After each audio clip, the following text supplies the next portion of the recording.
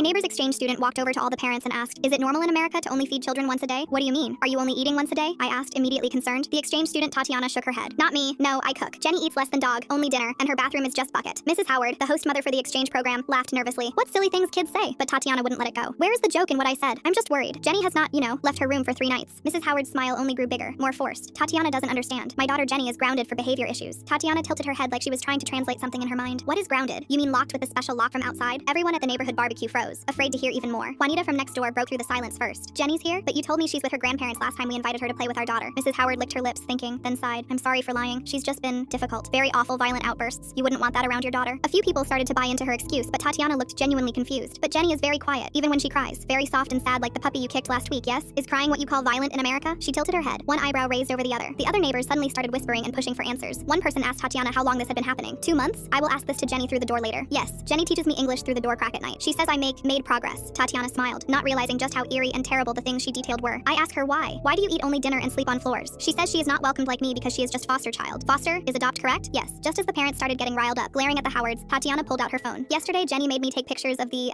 purple red on the skin. Yes, bruises. She said send it to officers. Can you show me how?" She held the phone screen up to show all the adults, showing us the poor state of the 13-year-old girl. That's when Donnie, a loving father of 2, couldn't sit around any longer. He stepped forward with a fierce gaze. "We need to check on Jenny right now." Mr. Howard, who had been sitting on the sidelines, moved to block them from leaving the neighbor's backyard. Whoa, wait. You can't just barge into our home. That's illegal. We'll sue you all." Tatiana perked up. "Oh, come." I showed Jenny's window. She started walking around the side of the house and we all followed like an angry mob. When we spotted the boards nailed over the window from the outside, we knew it wasn't just some kid's stories any longer. People started taking pictures and videos. Others tried to pull off the boards, yelling for Jenny. Donnie tried to storm inside, slamming his shoulder against the back entrance. And I was frantically calling 911. How could this have happened? Wouldn't the authorities know? Tatiana overheard the whispers and asked, "You mean the lady with papers?" "Oh, we don't see her." Mr. Howard gave her a brown paper. "Oh yes, envelope. Oh, and a big kiss. You know, the mwah on TV." "Shut up. You don't know what you're talking about." Mr. Howard snapped at Tatiana. Mrs. Howard stared at her husband, clearly having no idea of his persuasive ways. The police arrived and immediately cuffed the wonderful couple while they broke down the door. They found Jenny's room with a lock on the outside, a bucket in the corner, and just a mattress on the floor. Inside, Jenny was knocked out, lips dried, completely skin and bones. She woke up while they tried to transfer her outside, apologizing and begging not to be in trouble anymore. Mrs. Howard yelled at the officers, "It's not our fault. $40,000. And the agency said, no refunds on the adoption." How was I supposed to know that? Everyone just stared at her, shocked at the way she spoke about a child like an object you buy at Walmart. Jenny was immediately placed in the hospital and later given to a better family. Tatiana got relocated to Donnie's family that same day through her exchange program. The Howards got charged with child abuse, false imprisonment, bribing a social worker, and an extra misconduct for the mwah moment he had with the social worker. Best of all, after that incident, Tatiana dropped her thick accent, revealing she'd been playing up her confusion the whole time. Smart kid. Too bad she didn't find out about the other kids the Howards had before Jenny.